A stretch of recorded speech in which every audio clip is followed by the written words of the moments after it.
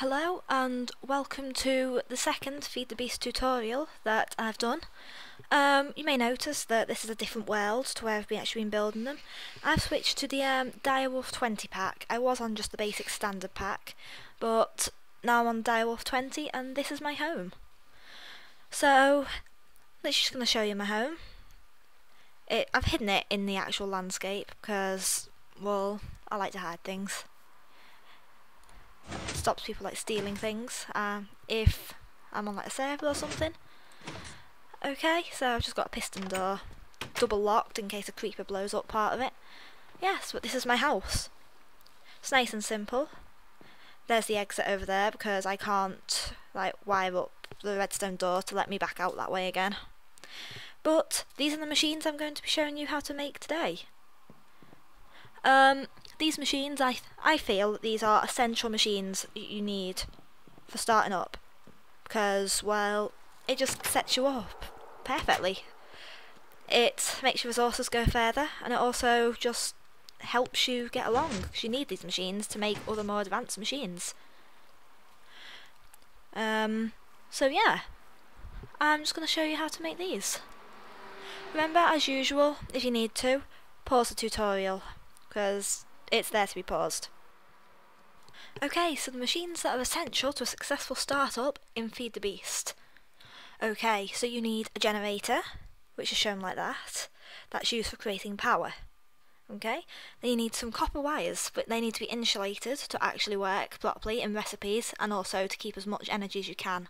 Your macerators for making dusts, your electric furnace for smelting things faster, your extractors for getting rubber out of rubber wood, and a batbox to store all that excess energy that you might end up making. Okay, but you also need a wrench because if you use a pickaxe on these machines, you're just going to destroy them. Okay, so let's start. So your ideal route is a furnace into an iron furnace, but that's in green because you don't need one, it's just useful to have. Into an insulated copper cables, into generators, into macerators, into a batbox, but you can't forget your wrench, you need the wrench, into an electric furnace, and into an extractor. I find this the most efficient route to go, materials wise. Okay, so let's start. Remember, pause it if you need it. Okay, so insulated copper cables. For these you need 6 sticky resin or rubber wood and 3 copper ingots. That's how you make rubber from sticky resin, but you can use rubber wood if you really can't wait for resin to spawn. And you need a tree tap. Okay? Okay, so remember you will need tin ingots and also refined iron in the rest of these recipes. So that's just how to tell you how to get them. Okay?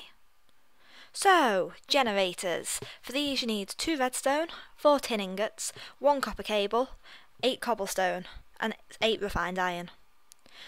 There's 2 recipes actually, so the other recipe is 2 redstone, 4 tin ingots, 1 copper cable, 8 cobblestone, and 3 refined iron, and 5 iron ingots.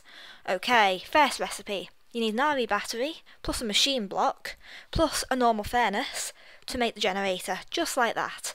And the second recipe is an RE battery, plus an iron furnace, and then that will make a generator again.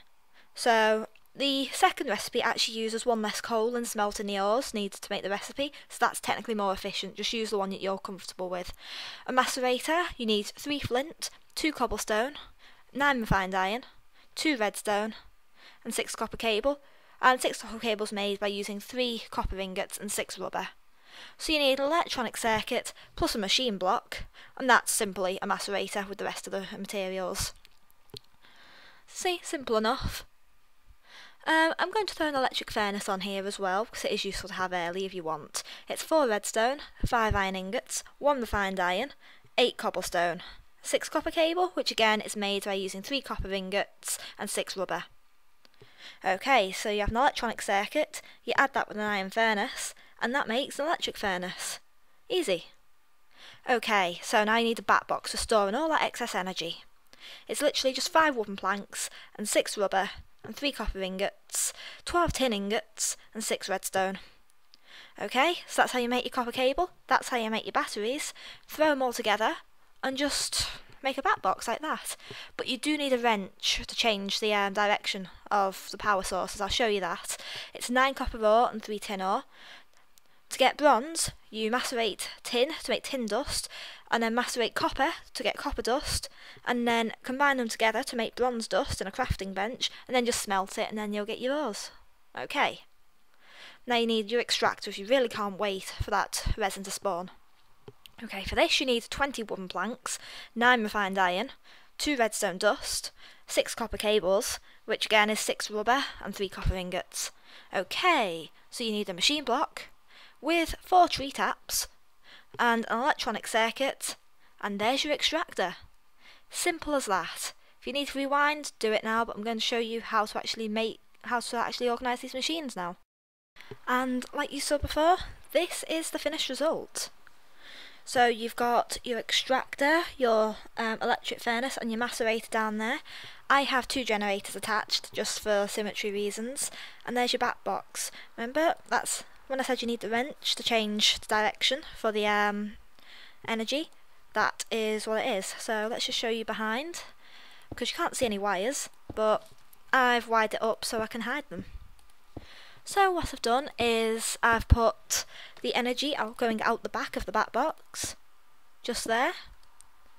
As you can see, use the wrench, and the little orange dot there, that means that where the energy comes out.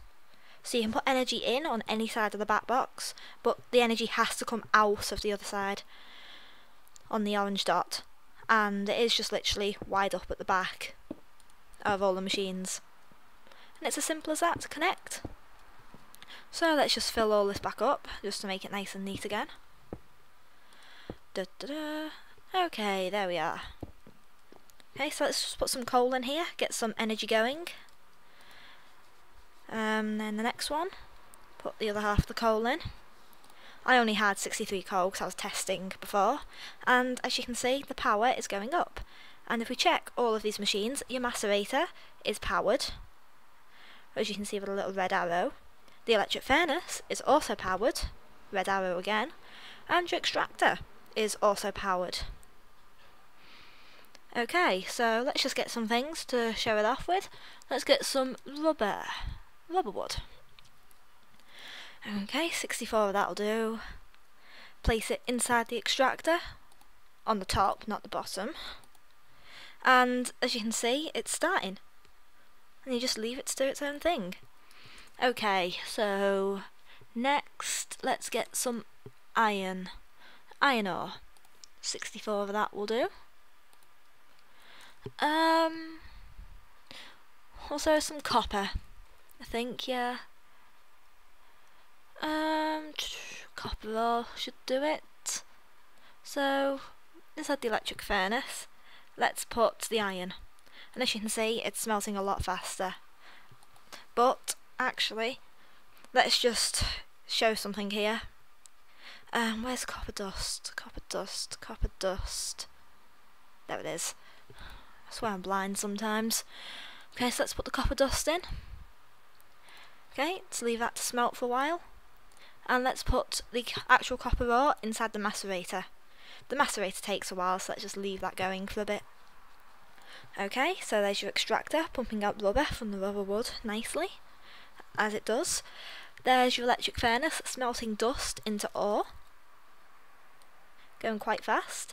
And the macerator's just about done, and there we go, 2 dust from 1 actual ore. And then our batbox is almost full, and we still have quite a lot of coal left. So you can just use loads of coal just to power up your batbox, and you will just eventually, well, just fill up your batbox, and you can just use whatever's in there. But just keep an eye on it, because you don't want to run out of coal and then be short of power and not be able to macerate anything. And it's always good to have a furnace at the side as well, just in case, just as backup in case you run out of power.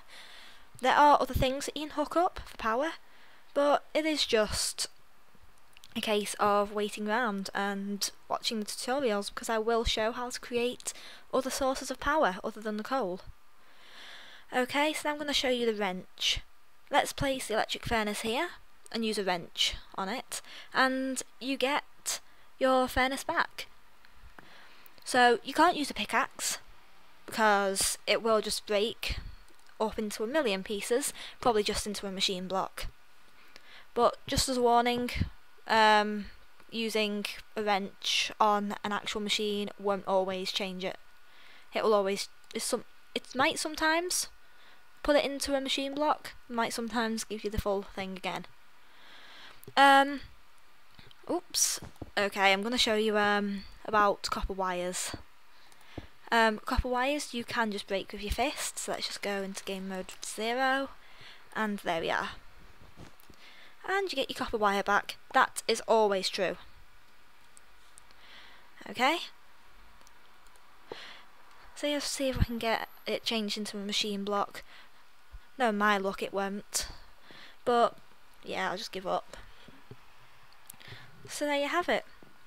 There's your setup. Simple, easy, and you'll definitely have the machines that you need for later on in the game, and it's the most efficient way of starting up.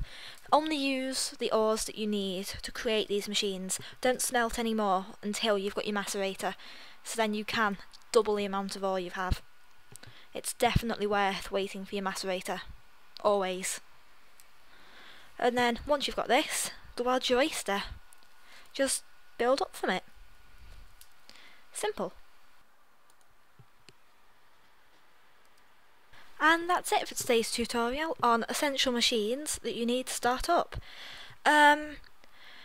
So hopefully I'll be able to keep these regular once a week, hopefully on a Thursday. It just depends on my uni work schedule and how much work I've got. But yeah, if you enjoy these, then subscribe so you know when there's more coming out. Like it, show me that you like it. If there's anything you want to see, leave a comment down below. Just want to know what people want. So yeah. Till next time. Hopefully I'll see you again. Well, yeah, hopefully I'll see you again. So until next time, have a good morning, evening, night, wherever you are. Goodbye.